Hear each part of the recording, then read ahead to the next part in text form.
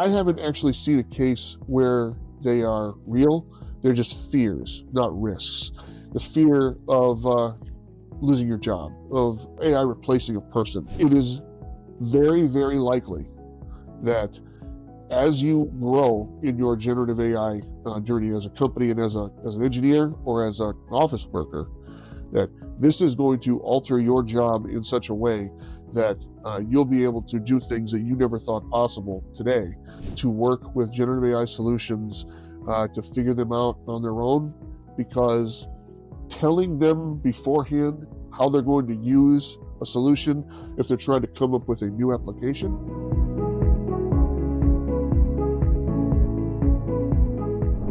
Hello everybody, welcome to today's podcast. We are excited to have Christopher Lacour, an esteemed leader in the information technology industry, joining us. Chris has worked in the technology for over 3 decades, ranging from small startups to global corporations. He has endeavored to become a known and strategic voice in the generative AI space for the last 2 years. He has done this by being vocal in the LinkedIn community, consulting as a fractional chief and Gen AI strategist, and a part of the Professional Speakers Bureau International. Today, we'll explore his journey, the impact of AI and generative AI, and much more. Welcome, Chris. Chris, you have become a strategic voice in the generative AI space. With that in mind, would you like to put some light on what is the difference between AI and generative AI, and how do you see this distinction influencing industries in the near future?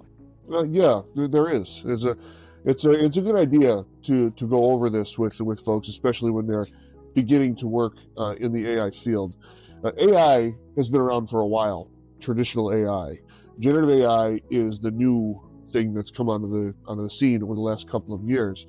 But the easiest way to differentiate between the two is that AI works with items that already exist, with delineating, transforming, or working with pieces of data that currently exist to put it into a layout that you want to be able to do something with. Generative AI creates something new. You're creating something new based on a training model or an LLM or something that you have specifically curated to be able to build new content or build new information. Right. You mentioned about LLMs. Could you help us understand what large language modules are? Large language models. So this is something that also people don't understand a lot. It's LLMs is the abbreviation for large language models. It's a specific type of model that uses machine learning to process and generate human-like text. They're based on neural networks. So a machine learning model is made up of small mathematical functions that LLMs can perform, that allows LLMs to perform tasks like writing, translating, and answering questions. It is the thing that you train. An LLM is the thing that you train by feeding it data or information to provide a human-like response, or a response based on the training information that you feed it. In its simplest form, when you go to ChatGPT and you create a new chat, you are working directly with an LLM. You're working with the thing that is generating the text based off of the training that you've already given it. That's correct. I think this brings me to the next question. We all know how important it is to equip professionals with the right skills to leverage AI effectively. Building on the growing importance of this, are there any generic or universal training programs for generative AI? There's a lot of training material out there. New models and new certifications are popping up seemingly every day. The big one that has come onto the scene lately is the Generative AI OpenAI Training Academy. Now, that was announced September 23rd of this year. It's primarily, looks like it's going to be focused on development assistance in an attempt to make generative AI a more ubiquitous part of our training and development models for engineering, software engineering. But there are quite a few courses that exist in Coursera and throughout the training system in Pluralsight. These are online training platforms that are available to anyone who wants to buy a subscription. The There has been also the Google generative AI systems and training systems have been around for a very long time. And they focus a lot on language models, a lot on translation, because Google Translate is something that's been around for a good long while too. It has kind of nipped around the edges at this. The most recent one that I like the best is the IBM system. The IBM training model for generative AI, intro to generative AI, it takes you all the way through prompt engineering and also into AI ethics. It's a very comprehensive system that can help you go from zero to hero in a very short amount of time. Depending on the track that you take, it's as low as 40 hours and as high as 260 hours worth of training material that's available to you. That sounds interesting, Chris. If I recollect, during our first conversations, you mentioned an initiative you are working on, the Center of Excellence. Could you tell us more about it and the impact it aims to achieve? Okay, so thank you for that. This is something that I have been wanting to work with for quite a long time. Ever since generative AI came on the scene, I recognized it as an emergent technology. That's something that I really wanted to focus on and work in. And something that I have noticed over the course of my career is outside of high tech companies or bleeding edge technology or software development companies, research and development doesn't really exist anymore in the same sense that it did 20 or 30 years ago. We've kind of removed that function from regular service providing companies or retail companies that have technology departments. We've done that because we've moved over to this agile development model that has become the standard across most orgs, especially in the U.S. And with that is a very transactional system. That is a customer wants this, or the sales team wants this. We're adding this to our functionality, or we're accommodating this specific piece of new methodology that has to be added into our application.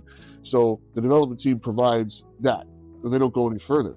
So Center of Excellence is another way of redefining how generative AI is going to fit inside of companies that don't have traditional research and development right now.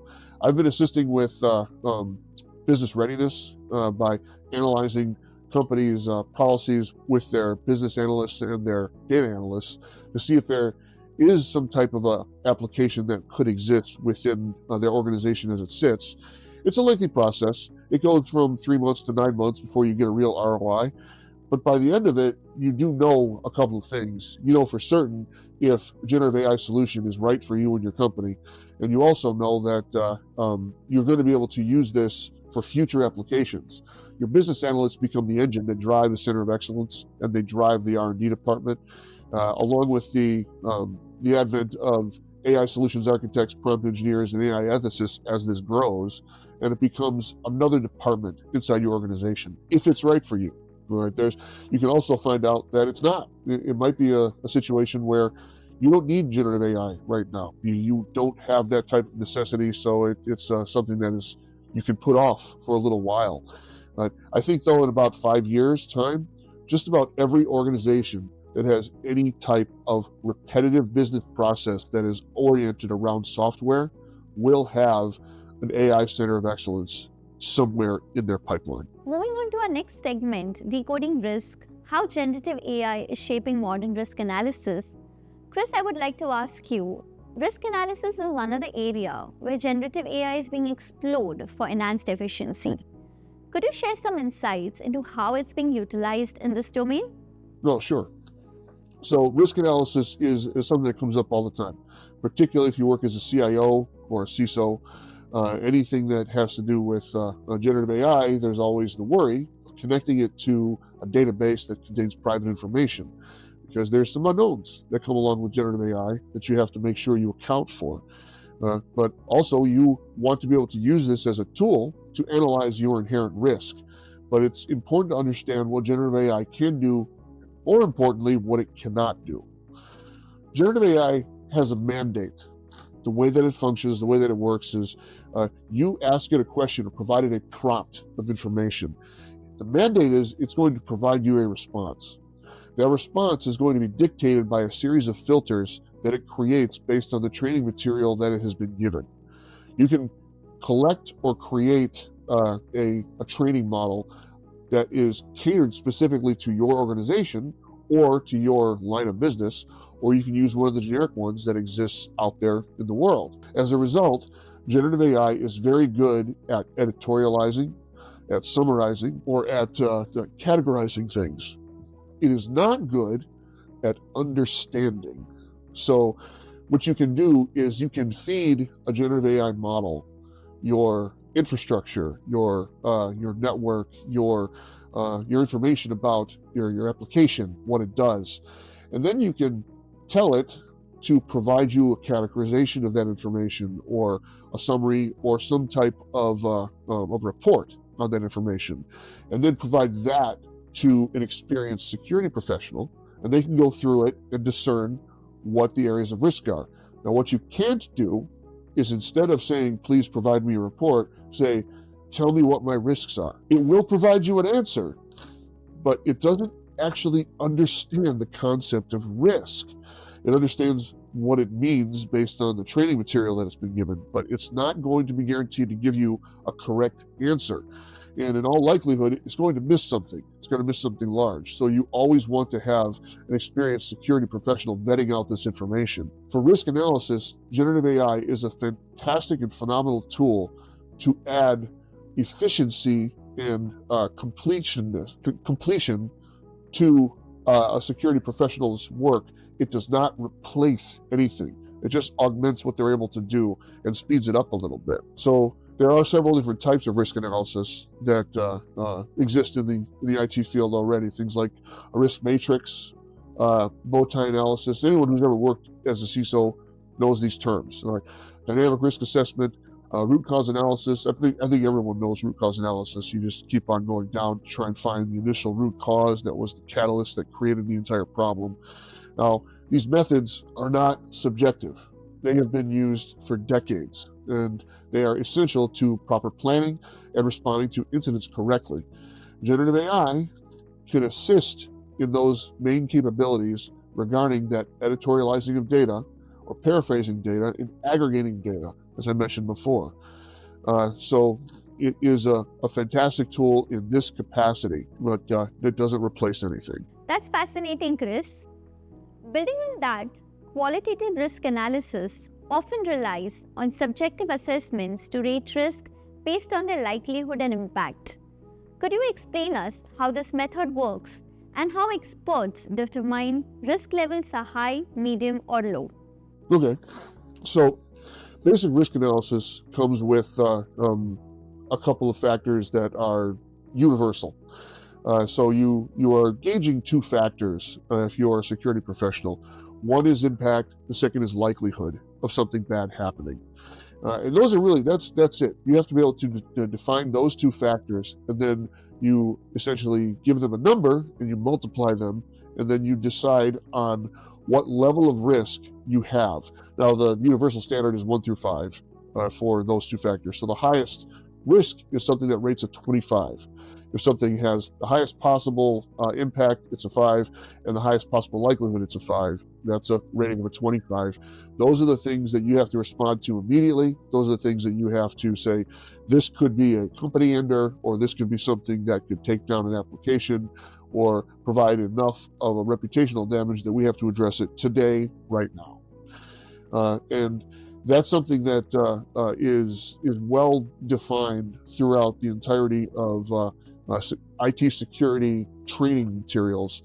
And generative AI assists with this in finding the parts of the data and the infrastructure that may get missed, because security analysts and security directors, they literally have to read hundreds of items per week. There are new items that come out every week from Microsoft, from Google, from the government, for the OWASP Top 10. These are articles that are produced consistently and constantly. Staying up to date on those is an incredibly difficult thing to do. So generative AI, with its aggregation capabilities, its ability to take all that information and provide editorializing and categorization, allows you to take your infrastructure and all of the changes that come out every week, every other week, and make correlations. And it really does help with improved efficiency because it's so easy to get behind on these things.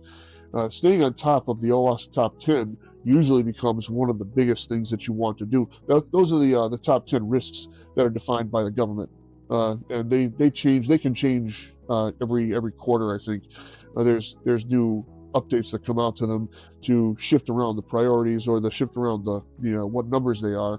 These are the things that you have to watch out for the most, and being able to take your infrastructure and say these factors, how are they going to impact this factor, or what is going to be the correlation between the changes to this list and my infrastructure, is something that this can really help you with a lot. So, Chris, I'm shifting the focus slightly here. Since we all know that quantitative analysis takes a more data-driven approach, what advantages does it offer compared to qualitative risk analysis? So, qualitative versus quantitative risk analysis is a term that you deal with a lot in any kind of IT security. Qualitative risk analysis is fast, but subjective. It's something that you really want to switch over to quantitative risk analysis because it is more objective, more detail oriented, and you can have contingencies in place for go no goes, for your decisions that have to be done and have to be done quickly and have to be done decisively. But it does take more time. It takes more planning. Qualitative risk analysis is something that you can take a look at an overall big picture problem that is presenting itself and make a decision based on what you believe the likelihood is of an impact, and that's immediate, or an impact that is going to be just hugely impactful. But it is also something that you don't want to leave in place. It's your immediate response versus your long-term response. Very well said, Christopher. So, looking ahead, what types of improvements do you think generative AI could bring to these traditional risk analysis methods? So, the type of improvements to the qualitative and quantitative analysis that generative AI allows is centered around speed, centered around accuracy of decision making, and centered around the three main things that generative AI can do and provide. Because qualitative and quantitative analysis have different timeframes surrounding them, the faster you can get to a quantitative, objective solution, the better off you're going to be.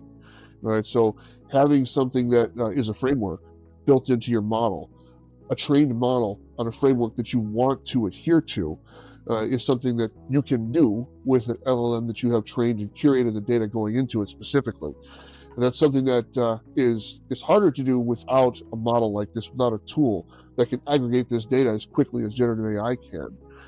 So discerning risk, no matter how good you are at it, no matter how many years you have as a technology manager or an IT or security manager or a CISO, new risks happen every day, every week, every month. Something new is hitting the horizon consistently and constantly. I think in 2023 we had 4 zero-day problems that popped up just with Google Chrome in 1 year. All right, and they were all brand new. They all had to be accounted for, and every single one of those had to be gauged against the infrastructure that currently existed. Whether or not it impacted any organization, these are things that each one has to be looked at on its own, independently, and the speed that you can react to those with a quantitative analysis is going to really determine how safe your organization is, how secure your organization is, and more importantly, how secure your data is. Data is king in this world. It's king for the creation of the model, it's king for the training of the model, but the protection of that data, protection and privacy of that information is what the entirety of IT security is based on doing. Protecting that data in the fastest and most complete possible way. That's very insightful. I think, Christopher, the way you've articulated it is really well. So, here, I would like to ask you, is there a message you would like to leave with the audience about the shift we are seeing in the tech world today and the processes due to generative AI? I've been in the technology field for a very long time. Generative AI is an emergent technology on the order of the internet when it comes to the change it's going to bring. This is something that is going to eventually alter every single area of business process that exists in the same way that the internet did in the mid 90s. We are looking at another massive shift in how we're going to be able to work, not how we're going to employ people. This is going to generate a number of jobs that don't exist right now, things that we can't even fathom today. In 2 to 3 years, we're going to be seeing more and more titles pop up in and around this area that are around management, around curation, around creation of data that are all going to be focused in and around generative AI. So much so that it doesn't even currently fit neatly under any current chief that exists in most companies. It crosses too many planes, too many barriers. Finance, sales, technology, obviously, security, data. These are all things that can report up to different chiefs: chief of operations, chief of information, chief of technology, chief of finance. It fits most clearly right now under a COO, mainly because it crosses so many. But it is very, very likely that as you grow in your generative AI journey as a company and as an engineer or as an office worker, that this is going to alter your job in such a way that you'll be able to do things that you never thought possible today, and that we, so much so that we have to be on the floor of it. We have to be right there at the beginning, and I feel like I'm lucky to be involved in it at this level this early on in its development, because it does gives all of us a chance to be amongst the people, the leaders that get to shape the questions.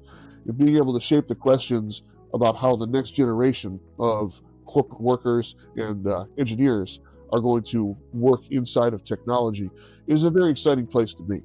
And I don't think you get a whole lot of chances to do that. One, maybe two in your lifetime. So I'm excited to be here at this point, my level of experience in a space where I get to work in this field. Very exciting. So, coming to human AI partnership, how can generative AI improve decision making processes in a service company? Service-based companies thrive on information and data. It's a question of what are you, a data-driven company, or you're a company that just likes to believe you're a data-driven company, but really you just want to do whatever you want to do anyway. It's a question you run up against all the time. Being data-driven, being truly data-driven, means that you have to listen to the data. You have to be able to understand it, read it, and follow where it tells you. And this is something that generative AI can assist people with at a very granular level. So going through and transforming data as you do your analysis and data mining to discover trends, to discover correlations between factors, is something that's been done for 50 years, 60 years. That's not new. Generative AI can help you make the decisions by pointing out correlations that you had not thought of, or that you hadn't put together, because it can do its more extensive data analysis and categorization in ways that can help convince the appropriate people to focus on the future correctly. In short, it can help companies be better at being data driven and be better at being better companies. And that's something that it's hard to get to if you work in a service business or any kind of service provider company. And take, for example, service provider that is a telecom company. Well, telecom, it's 80% of what it deals with is going to be data. The data on the connection rate, data on the throughput, data on the success of connections, the resolution of a video call, whatever it is. So all of that information being fed into just an Excel spreadsheet or a database gets transformed in a very regular way, providing dashboards or providing visuals that executives or leaders can use to determine what the next phase of their business is going to be. Generative AI can help take that data along with your own documentation and make correlations and categorizations that you didn't think of. At least you're not trained to think of right now. We're trained to think in a certain way because we've been doing things the same way for so long. This helps in an incredible way. I've seen it. I worked directly with this at 3 or 4 different places where we were able to see new directions and see that certain areas of business weren't thriving. We were focusing an inordinate amount of time on areas that were less than 0.1% of the overall revenue, but it was yet taking up 15% of overall time. We just didn't know where to look for that time, and the generative AI model helped us curate that time. It's an incredible tool to have at your disposal. That brings me to the next question, Christopher. So, once these AI systems are implemented, measuring their effectiveness becomes extremely crucial. What metrics do you think should be used to gauge the success of generative AI implementations? Well, there's the big one, obviously, revenue. If you're able to come up with a generative AI solution or application that helps the bottom line, fantastic. But I'll be honest with you, most of the time that's not where you see it. It's not you're not creating a solution and selling that solution to people unless you're a technology or software company. If you're any kind of service provider or any regular corporation, what you're going to be looking for is savings and efficiency, and that's going to come in the form of time or utilization. Utilization minutes, utilization time for professional or managed services, the amount of connections or applications you're able to handle or work with consecutively or concurrently are things that are going to be helped directly by AI implementations. And that's actually a lot easier to measure than you might think with the help of generative AI. So, the first generative AI solution that I worked with was actually a way to track how to track improvements, and it was a little bit meta. That's true, but it was able to be universal. We were able to then feed our regular models, our regular time utilization models, into this generative AI application that was all internal, and then do it before and after every implementation, every application. And the results are staggering. In one case, one application, the first iteration, was saving a company of 200 people 1,650 hours per month. That's massive. With one application, that level of savings, that is absolutely monstrous. That's something that improves over time too. With iterations, the first few iterations, you are multiplying that 2 and 3 fold. So it's those are the two things that you start off with. Though money is the big one, cash is always king, but time is a huge one for me in my field. That's the most important one. That's right. I believe as you rightly said, that time and money are very, very crucial. Which brings me to the next question, Christopher. So, what are the best practices for training employees to collaborate with generative AI systems? So, freedom to fail. I know it's cliche. I understand it, but proof of concepts and allowing teams to work with generative AI solutions to figure them out on their own, because telling them beforehand how they're going to use a solution if they're trying to come up with a new application is counterproductive. I'll give you one example. A sales team that sold one particular application that there was 10 of them. They were not technologists.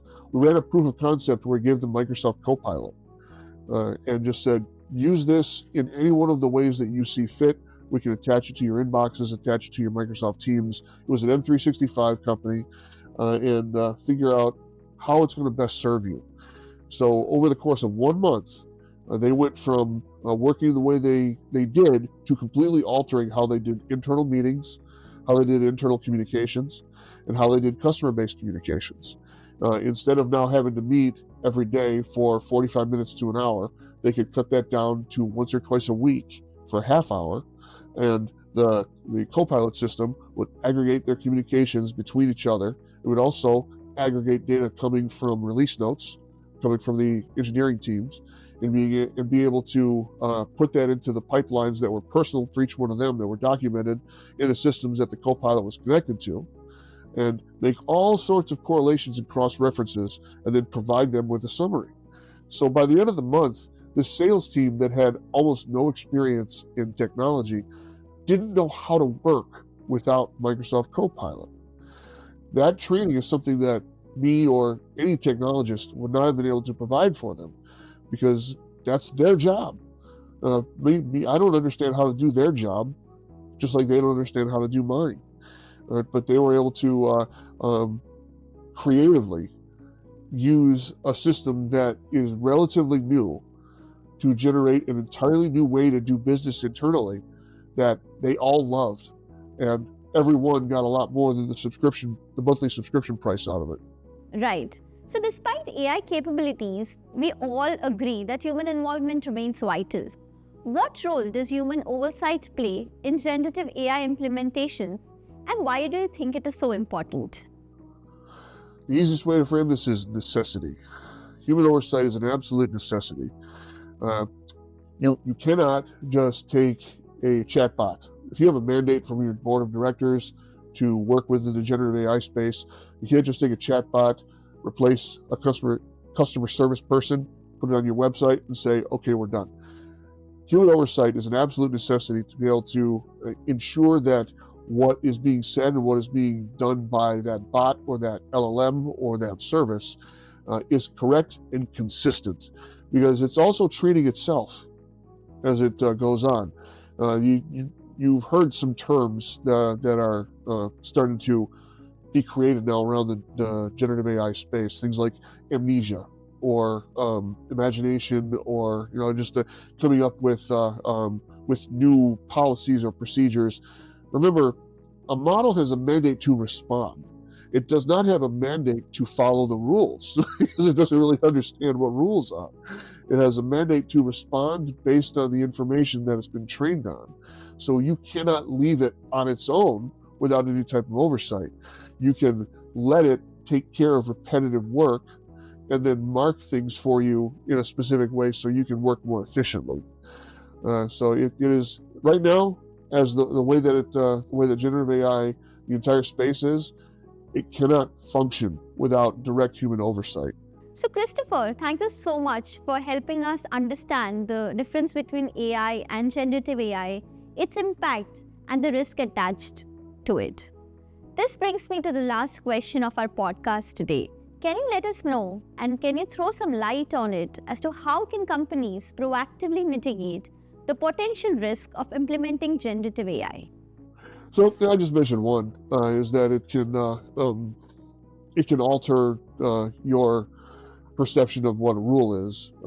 There is a good example of this from Air Canada. Anyone can look it up if you want. It was a bot that was attached to a website and customer interactions where they were asking questions about whether or not they could be reimbursed for certain types of tickets, and the chatbot responded with, "Of course you can. Why wouldn't you be able to? Here you go. This is how you do it."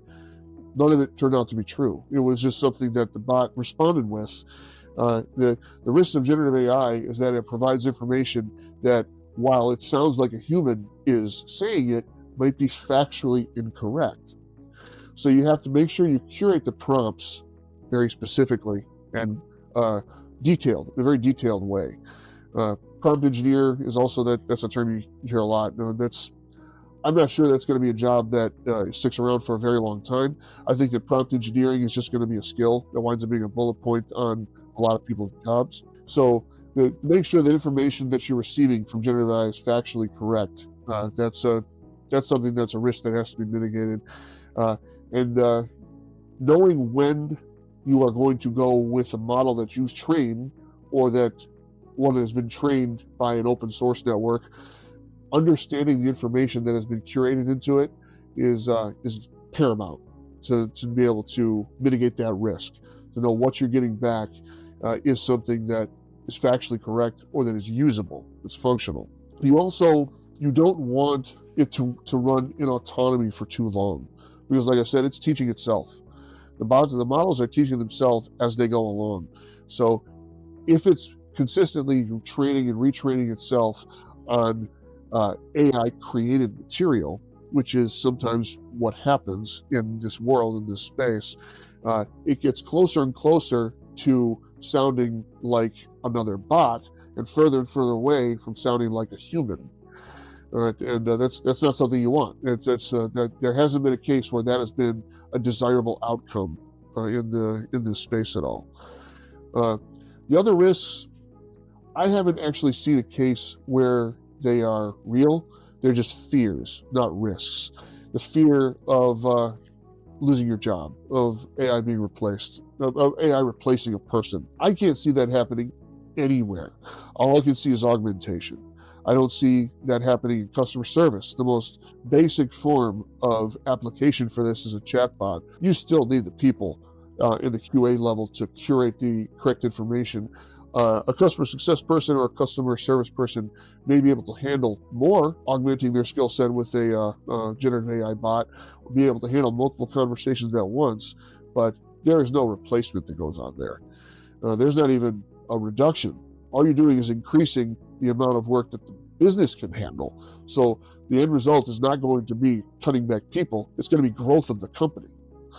And then connecting generative AI to private data or to a database that contains private data, private information, there's a general fear of that because personal healthcare information, or personal health information, PHI, is one of the bigger things that that this is pointed at. Any company that has to deal with HIPAA regulations or with ensuring that medical information is kept secret or kept private, connecting a generative AI model to a database that contains that type of information is a fear, but it's not a problem or a risk that I have seen manifest yet.